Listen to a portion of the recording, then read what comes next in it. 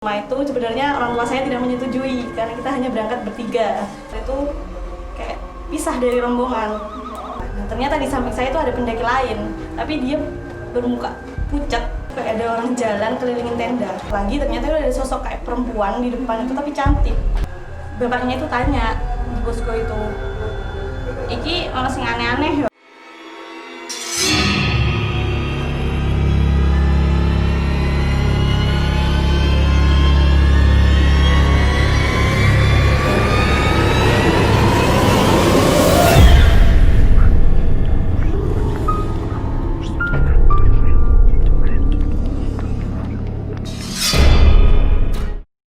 Assalamualaikum warahmatullahi wabarakatuh. Selamat datang di PTV, persembahan dari Prosperland Indonesia. Bersama saya Nadia yang akan menemani Anda di segmen Nightmare Story.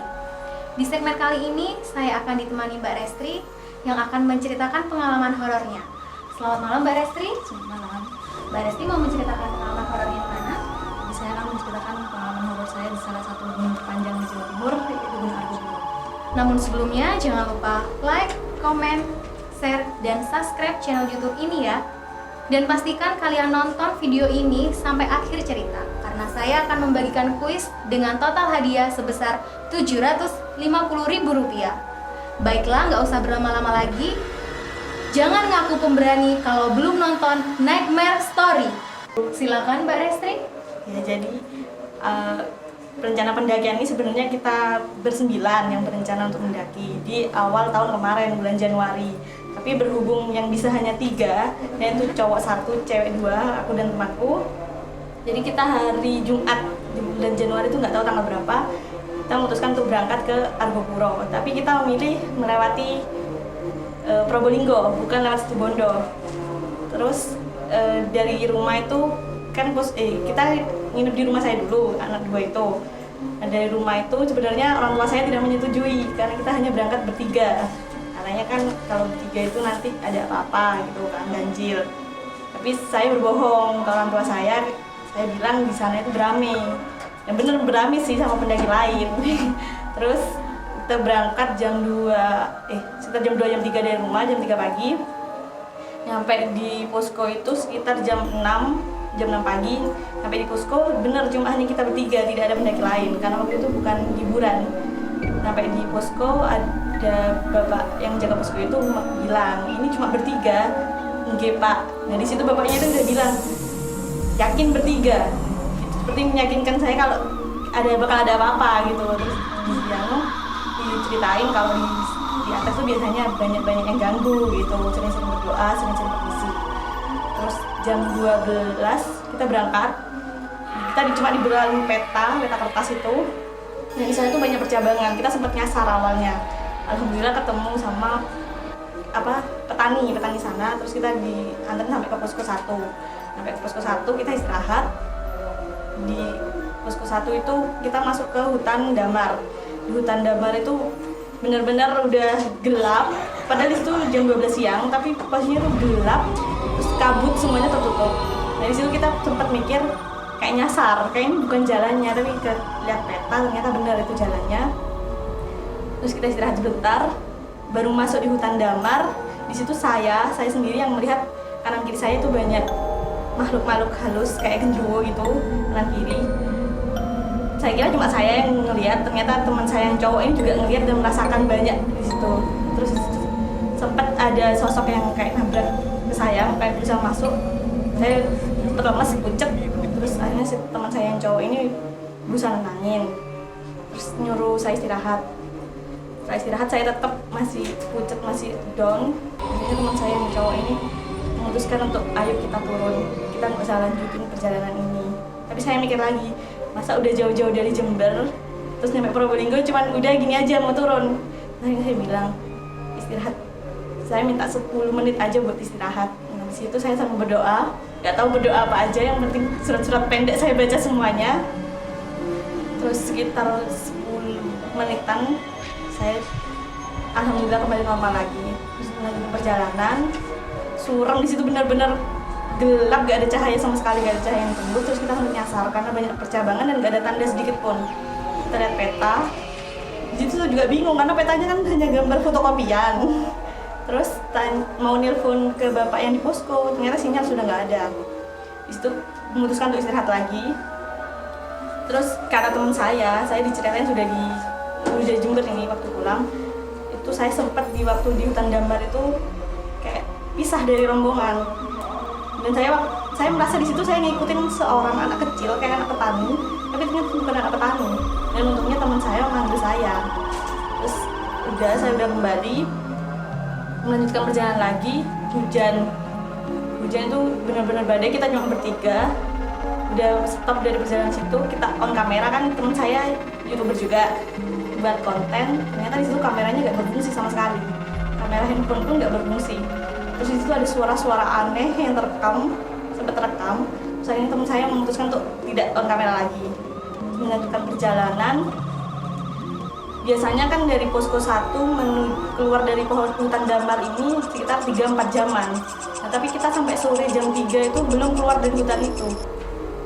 Ternyata aku memberi tanda kan salah satu pohon, beri tanda, ternyata kita itu hampir 5-6 kali keliling di area sekitar itu. Iya, kita sempat disesatin. Ini di situ takut, benar-benar karena udah mau menjelang maghrib, kita masih di hutan situ. Keluar dari iya. Terus saya akhirnya nangis. Teman saya yang cewek ini juga nangis. Terus bilang gini, wes lah, ayo kita pulang. Kita nggak mau dijemput sama tim Orange, tim pencari itu. Terus akhirnya si teman saya yang cowok ini berusaha menenangin yang 2 cewek ini saya. Sesudah itu kita sebenarnya mau mendirikan tenda di area yang terlarang, tapi kan nggak boleh, takut banyak kayak gangguan yang makhluk astral ataupun hewan-hewan. Jadi kita tetap berusaha sampai jam 7 malam kita tetap melakukan perjalanan. Setelah itu kita istirahat. Udah ada tulisan kita mau memasuki taman hidup. Itu kita istirahat dan posisinya teman cowok saya, teman cewek saya. Nah, ternyata di samping saya itu ada pendaki lain, tapi dia bermuka pucat. Tapi gak bawa carry, cuma hanya nunduk, terus pucat. Terus kita juga bingung, kita kan bertiga, kenapa jadi 4? Terus kita udah melakukan perjalanan lagi. Kita hitung, yang depan ini hitung teman saya yang cowok, dan si yang belakang jawab ternyata. Jadi saya takut, yang posisi saya yang di belakang takut kan. Saya tuker posisi yang di depan akhirnya. Saya di depan saya juga takut juga, kan semakin gelap kan. Posisi kami juga gak bawa senter apapun. Kita kan nggak menyangka kalau bakal tersesat kayak gini. Terus jam 8-an kita alhamdulillah nyampe di taman hidup. Sampai di taman hidup itu kan syaratnya di sana nggak boleh rame, nggak boleh teriak-teriak. Kita udah diem. Ternyata jam 9-an ada pendaki lain yang datang tuh teriak-teriak. Kita udah tegur jangan teriak-teriak karena di sini mitosnya katanya bakal ada yang marah. Ternyata bener jam 9-10-an itu angin kenceng, sempat kayak ngebrak-abrik tenda. Terus kayak kita udah diem di dalam ya, itu kayak ada orang jalan kelilingin tenda, tapi pas dilihat gak ada. Terus kita masuk lagi, di bayangan di luar tenda itu besar. Kita takut, terus akhirnya pura-pura tidur. Yang bertiga ini pura-pura tidur, aku juga. Terus temanku yang cewek itu gerunggak gitu, kayak gitu. Terus kita coba diem aja tidur, turun nggak? Ya gitu. Terus akhirnya kita berusaha tenang, kita duduk diem dulu, terus lihat keluar gak ada apa-apa. Terus lihat keluar lagi, ternyata ada sosok kayak perempuan di depan itu, tapi cantik. Gak tahu, katanya sih kalau lihat dari Google itu katanya memang penunggu sana. Oh, sosok wanita cantiknya itu seperti apa, Mbak? Mungkin bisa lebih jelasin lagi. Sosok wanita cantiknya itu kayak pakai kebaya, terus mukanya ini kayak muka campuran Belanda atau Cina gitu ya, mukanya kayak orang luar gitu, tapi pakai kebaya dan itu cantik, kayak mukanya itu bersinar. Iya, katanya memang penunggunya sana.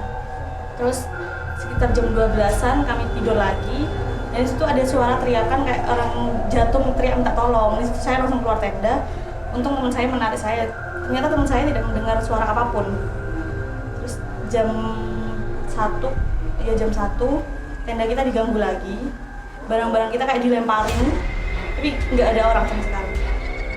Udah coba keluar tenda? Iya, udah coba keluar tenda, beresin kayak sepatu, apaan itu diberesin semuanya kan takutnya mungkin babi hutan atau apa. Ini nggak ada apapun. Dan pendaki lain tuh juga tertidur. Jadi kita masa kita aja sih nggak ngalamin gitu kan. Terus sampai jam 4 pagi itu masih hujan. Akhirnya kita nggak mutusin untuk berangkat juga ke puncak karena juga gangguan sudah cukup, udah gak kuat.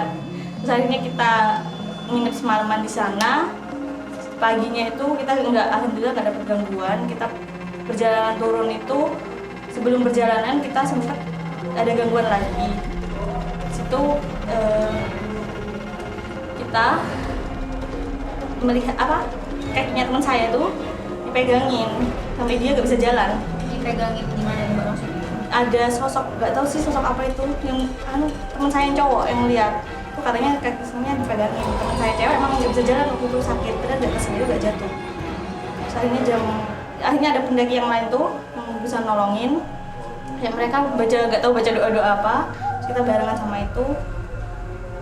Kita kepisah di posko 3, kita kepisah sama pendaki yang itu, rombongan itu mendahului karena kita terlalu lama, terlalu lelet. Terus kita padahal ngikutin arah pulang itu sesuai peta, tapi nggak taunya kita sempat nyasar juga pas pulang itu. Kita nyasar melewati zona X. Kayak pendaki lain dan petani lain tuh juga, kok bisa sih lewat kono? Kan itu zona X, zona terlarang yang nggak boleh dilewatin. Tapi kita bisa, alhamdulillah tembus di sana. Tapi nggak ada apa-apa ya Mbak pas lewat? Nggak ada. Kita juga nggak merasa di peta itu ada cabang-cabang, tapi kita pas lewat tuh nggak merasa nemukan cabang apapun. Jadi kita benar-benar yang lewat ngikutin jalan aja. Terus udah nyampe ke bawah, si bapaknya itu tanya di posko itu, iki ono sing aneh-aneh ya gitu katanya. Aneh-aneh piye Pak? Yo iki ono sing kowe nggowo-nggowo gitu. Yang bawa itu ternyata teman saya, yang si cewek itu ternyata sampai pulang pun masih kakinya itu masih dipegangin katanya.